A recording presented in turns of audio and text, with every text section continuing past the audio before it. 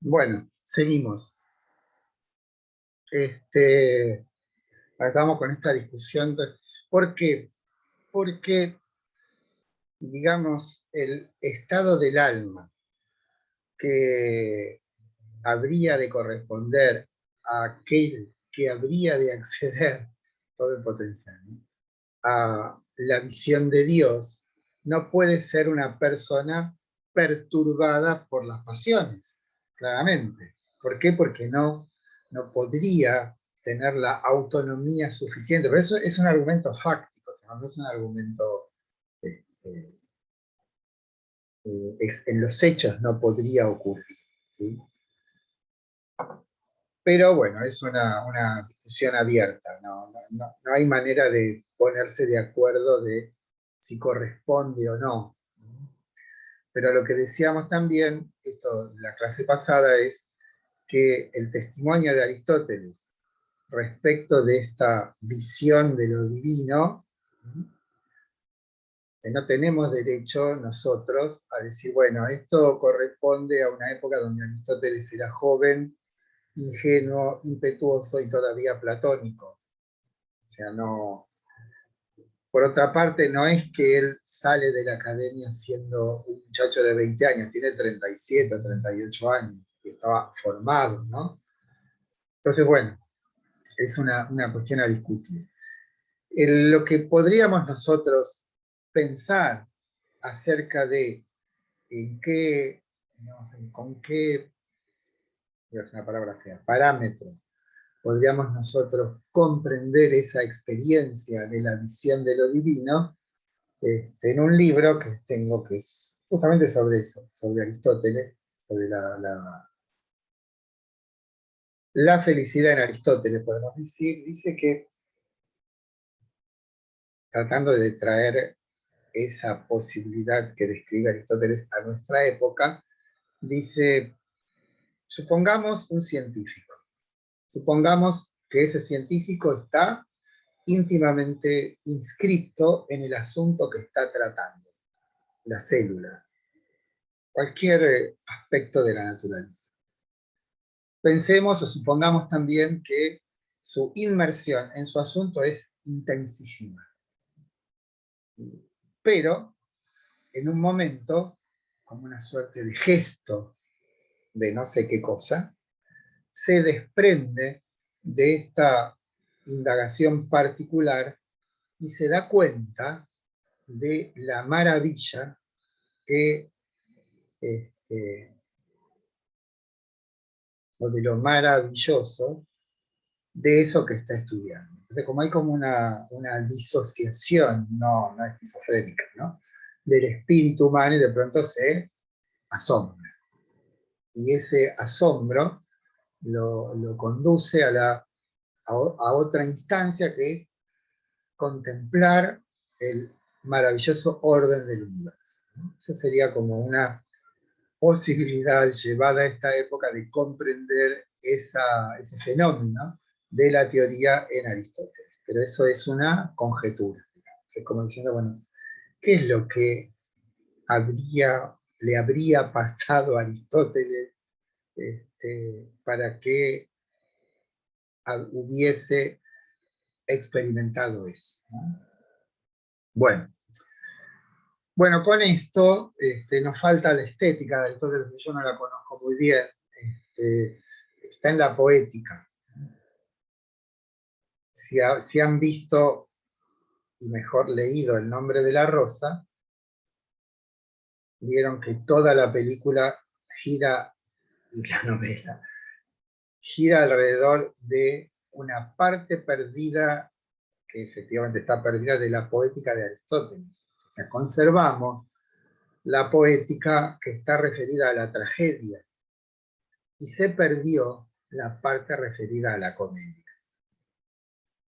Pero en la novela y en la película, todos los monjes copistas de ese monasterio que han leído la, la parte perdida de la poética mueren, ¿no? Eso después. No quiero spoilear, como se dice, el final, pero tiene que ver con esa parte perdida de la obra de Aristóteles y que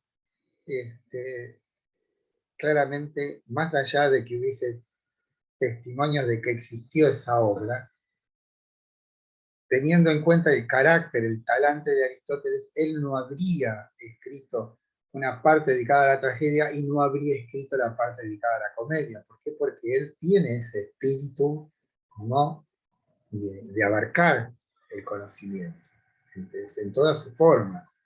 Mucho más lo que escribió sobre los animales que sobre metafísica. Y recuerden que toda la lógica está fundada en Aristóteles. Vamos a ver que Kant va a decir que la lógica desde Aristóteles, o sea, en ese momento unos 2000 y pico de años, 2300 años, no ha dado ningún paso atrás. Tampoco, dice Kant, tuvo ningún paso adelante. Pero que Aristóteles la puso, la fijó, y recién en el siglo XX hubo una transformación en la lógica. Pero hasta el siglo XX la lógica sigue siendo aristotélica. Y sigue vigente, o sea, la silogística, todo esto que nosotros aprendemos en lógica, es de origen aristotélico. Y una observación que quiero hacer es acerca de, yo les dije que lo que había llegado de Aristóteles eran sus apuntes de clase, ¿no?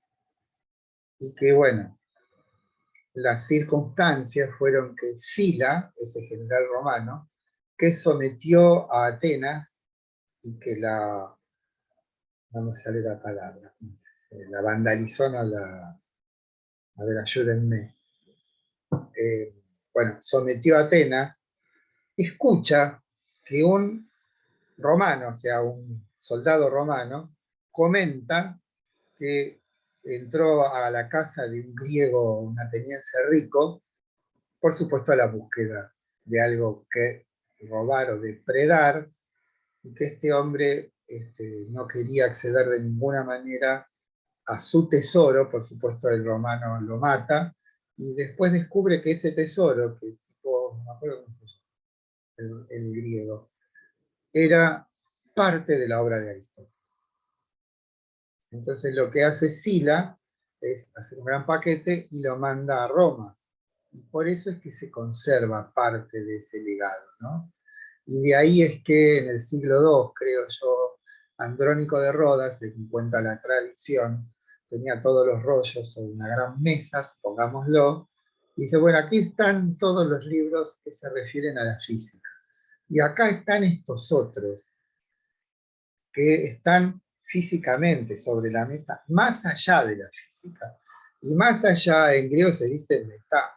La palabra metatafísica, o sea, metafísica, parecería ser la invención de este bibliotecario griego que en su intento de clasificar la obra aristotélica propuso, y esto tiene que ver con el lugar que ocupaban en la mesa, que estos textos que Aristóteles llamaba protefilosofía, o sea, filosofía primera en el sentido de que aquello dicho por ella, que es lo que hoy llamamos metafísica, vale para todo lo que, digamos, para la totalidad de la obra. Así como la teleología es algo que encontramos en todas y cada una de sus obras, aquello ganado a las cosas que llamaríamos hoy metafísica es lo que está más allá, pero abarca a todo lo que está más acá. Por ejemplo, la potencia y el acto, ¿no? ¿Sí? La potencia y el acto es algo que le corresponde por lo menos a todo ente vivo.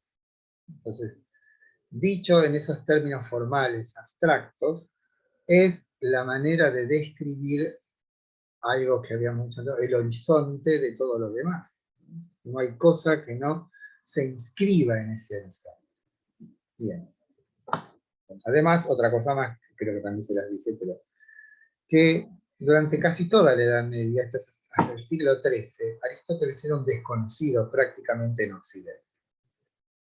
Y es a través de los árabes que reaparece la obra de Aristóteles en Occidente, y es a través de San Alberto Magno, que es el maestro de Santo Tomás, Santo Tomás contrata a alguien para que le traduzca palabra por palabra del griego al latín toda la obra de Aristóteles, y ahí se produce la segunda gran fusión del cristianismo. La primera fue la de San Agustín, ¿no? Y de toda la primera, la patrística entre el platonismo o el neoplatonismo y el cristianismo. Bueno, aquí aparece Santo Tomás de Aquino, que produce esta segunda fusión, ¿no? Que es el tomismo. No en vano le llamaban a Aristóteles el santo pagano. ¿Por qué?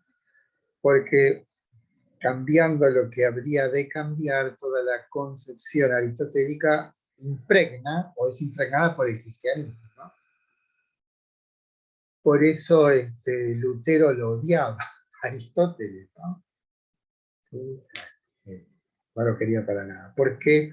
Bueno, porque justamente la filosofía cristiana derivada de la influencia aristotélica le da un lugar preponderante a la razón, ve en la creación esta posición una derivación necesaria de la divinidad, o sea, hace que el universo se vuelva un todo coherente y por lo tanto inteligible, y la presencia de Dios no es algo excepcional, sino, como decíamos con Aristóteles, un hecho. En cambio, hay Lutero, que era un monje agustino, y que de algún modo tiene que ver con lo que se llama la teología negativa, es Dios es lo absolutamente otro de la creación, ¿no? Y después terminará diciendo, solo la fe salva. No importa lo que hagas, ¿no? Lo importante es que no es el Jesús de la gloria, sino el Jesús de la cruz. Ese es el que uno debe asimilarse. Bueno, ¿qué vamos a hacer ahora? Nos vamos, como dice Hegel, que no es justo lo que él dice, ¿no? Que dice que Hegel dice que se va a poner las botas de 7 leguas para atravesar rápidamente toda la Edad Media, porque justamente es en la Edad Media donde la razón de algún modo se ha desaparecido. Es cierto que durante toda la Edad Media la filosofía pasó a ser, como se dice, una anquila fidei, una esclava fiel de la filosofía. Mejor dicho, la filosofía una esclava fiel de la teología. Entonces, no hay en la Edad Media un pensamiento que no esté ligado a la Iglesia. Un pensamiento quizás algún, pero es una rara avis. Hablamos de los grandes movimientos, ¿no?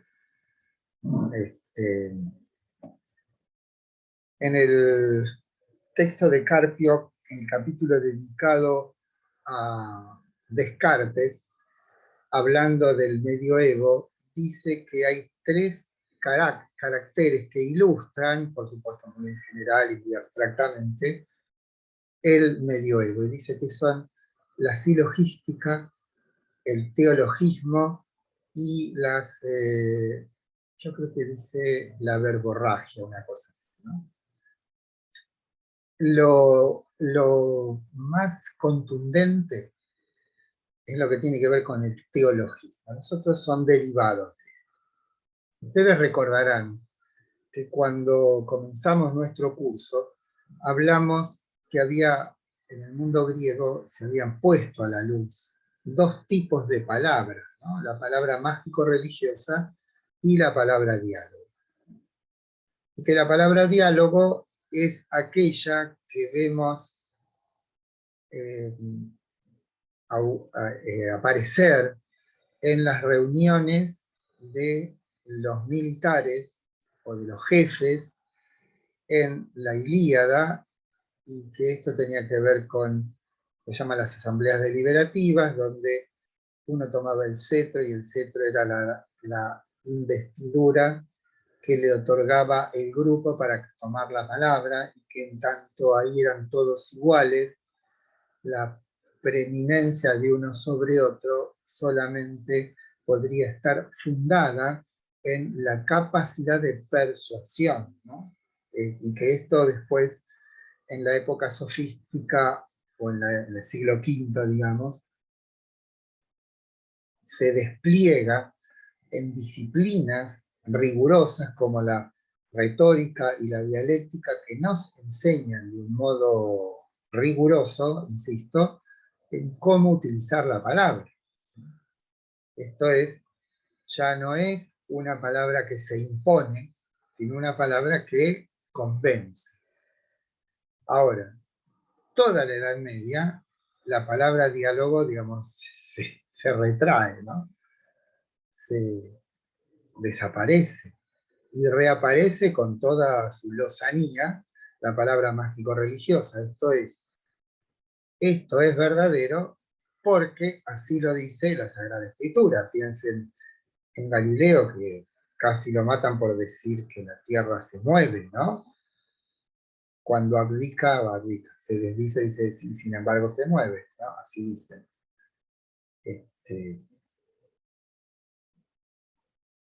Por ejemplo, otro ejemplo que no sé si lo dijimos alguna vez. La Edad Media creía en la generación espontánea. Entonces, si yo acumulo en un rincón oscuro y húmedo y caluroso toda una serie de porquerías, por una suerte de transformación de los humores saldrá una rata. Esto es llamada generación espontánea. Pero esto no es porque sean ignorantes, sino porque el ámbito de la observación de los fenómenos no existía. No existía. Nadie se habría puesto a observar en ese montón de desperdicios el momento en que entrase la pareja de rata y saliese otra. ¿Por qué? Porque la observación de los fenómenos de la naturaleza era algo que no componía el universo de sentido de esa gente. Era inútil, porque la naturaleza era un asunto que tenía que ver, o sea, formaba parte del juego de Dios. Yo no sé si fue San Buenaventura, no sé, pero decía esto, ¿cómo vamos a creer en el testimonio de los sentidos si la verdad central de nuestra fe es el momento en que el pan se transforma en la carne y el vino se transforma en la sangre, y eso no se verifica en los sentidos? ¿Sí? Entonces, ¿cómo vamos a creer en los sentidos si esa verdad básica no es constatable? Entonces, es digamos, el modo de ser de la época lo que obtura esta posibilidad de la observación. Recuerden que recién en el siglo XVII, Leibniz propone el cuarto principio, que es el principio de razón suficiente. Tenemos identidad, no contradicción, y tercero excluido. Y el de razón suficiente es el que dice, esto de la ciencia existe. ¿Por qué? Porque cada cosa, razón suficiente quiere decir, cada cosa tiene una causa. No hay causa incausada. Y ese es el sopor, el sostén, digamos, ontológico de toda ciencia. Bien, entonces, la Edad Media es esa época en la que el talante, podemos decir, el carácter, era el teologismo. Y en el teologismo lo que impera es la palabra mágico-religiosa. Y esta es aquella que determina que algo es o no es según el principio de autoridad. O sea, si lo dice el Papa, si lo dice la Sagrada Escritura o si lo dice el señor feudal. Esto es verdadero por quien lo dice. No me importa lo que dice. ¿No? O sea, ese es como una de las notas, o sea, muy en general, de esa época. Y el segundo, que es solidario con esto, es la silogística. No sé si cursaron Introducción al Conocimiento Científico. ¿Alguien? ¿Hola? Sí, sí, cursamos. Sí. Bueno, habrán visto entonces o conocen lo que es un silogismo. De todas maneras, vamos a ver en Kant lo vamos a volver a estudiar, pero un silogismo es una forma de razonamiento formal. Entiendo por formal un razonamiento que basa su validez en la forma en que está dispuesto. Recuerden ustedes que un razonamiento no es verdadero o falso, es válido o inválido. Pero ¿por qué este auge del silogismo? Porque si nosotros tenemos asegurada la certeza de las premisas, el procedimiento lógico simplemente lo que hace es ordenar de un modo adecuado la exposición de la verdad. O sea, no es que la silogística estuviese divorciada de esto que llamábamos el teologismo, sino que justamente el, la lógica era un principio ordenador, pero no un principio ontológico. Por eso decíamos, la verdad o la falsedad está en las proposiciones, o sea, en los juicios. Esto es verdad, como decíamos el otro día respecto de Aristóteles. Esto de la verdad reside en la proposición es una afirmación aristotélica que es vigente hoy, donde cuando decimos de algo nosotros que es verdadero o falso, por lo menos en la ciencia, cuando tiene la forma de un juicio, o sea, de un sujeto con un predicado. Entonces, si está asegurada por el fundamento que fuere, en este caso teológico, si está asegurada la verdad de las proposiciones, la silogística no es sino un principio de ordenamiento de esas proposiciones para que, al disponerlas de un modo adecuado, sea más prístina, más transparente la verdad de lo que se dice. Pero nada más, ¿no? Todos los hombres son mortales, Sócrates es hombre, Sócrates es mortal. El término medio aparece en las premisas, nunca en la conclusión. La conclusión debe estar constituida por el término menor y el término mayor. O sea, todo el pensamiento medieval tiene o se basa en ese principio. Pero insisto, esos silogismos, o mejor dicho, el silogismo es de conclusiones verdaderas, no porque el silogismo esté bien construido, sea válido, sino porque la certeza de las proposiciones ya está garantizada trascendentalmente, podemos decir. Y el tercer punto que apunta Carpio es serían las habladurías, o sea, tipos de razonamientos como este, razonamientos de demostraciones, como en la dormidera, es una planta con un principio somnífero, en la dormidera, o en las semillas de la dormidera, las semillas producen el sueño, porque en ellas está íncito una sustancia que hace dormir.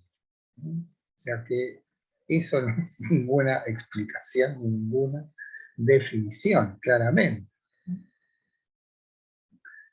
Otro modo, quizás convergente con estas tres disposiciones que describen el espíritu de la Edad Media, es algo que le escuché a la profesora Mañavaca, que creo que lamentablemente se jubiló, pero que es en lo que hace a filosofía medieval es, yo creo que una autoridad mundial. Ha hecho una traducción de las Confesiones de San Agustín, que es, a mi modesto entender, excepcional, y además hizo algo que es una tarea enorme y que no tiene rédito en el sentido económico, que es un léxico.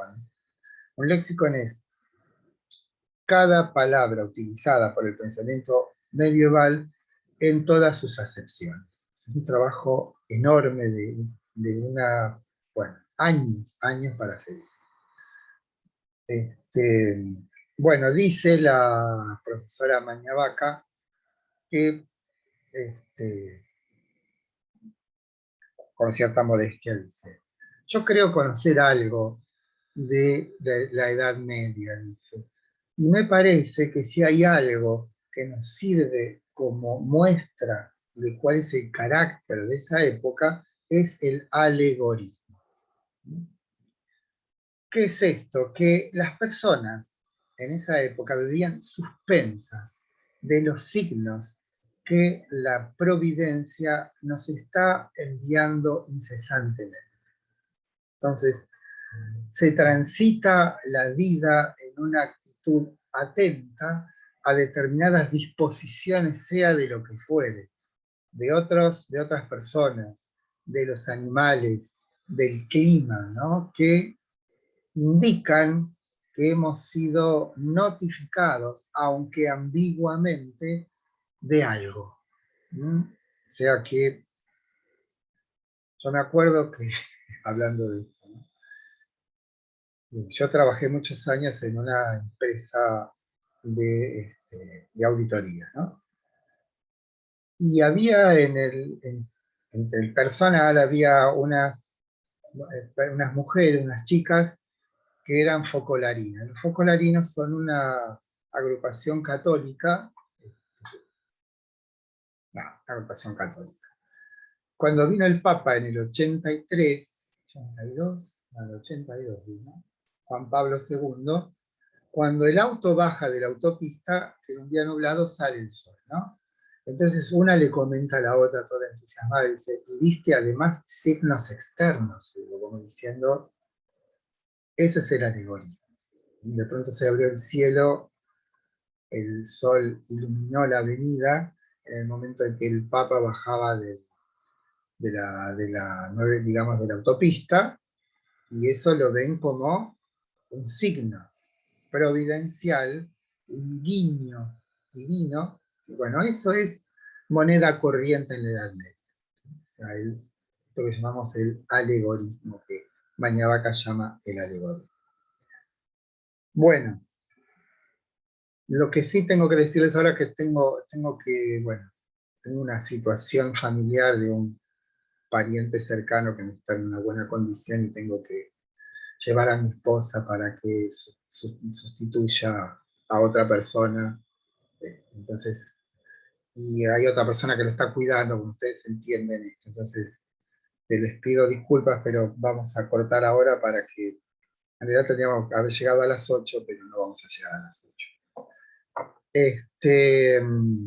Bueno, la clase que viene vamos a comenzar con la filosofía moderna. Vamos a hablar de Descartes, vamos a hablar de Spinoza, vamos a hablar de Hume, y después, o sí, servirá todo esto para iniciarnos en el pensamiento kantiano. O sea, tenemos que ver cuál es el horizonte en que aparece Kant, ¿sí? Bueno, les pido disculpas, pero es necesario que pase esto, ¿sí? Porque si no, hay toda una concatenación de hechos asociados a que yo vaya y la lleve con el auto al hospital, ¿sí? Bueno, nos vemos el viernes, y después, si quieren, voy a poner el capítulo de Carpio dedicado a Descartes, ¿sí? Puede servir, si bien no va a ser un asunto de trabajo práctico ni de examen, ¿sí? No está de más que lo lean, ¿sí? Bueno, nos vemos el viernes entonces, ¿sí? Nos vemos el viernes, profe. El viernes. Hasta luego.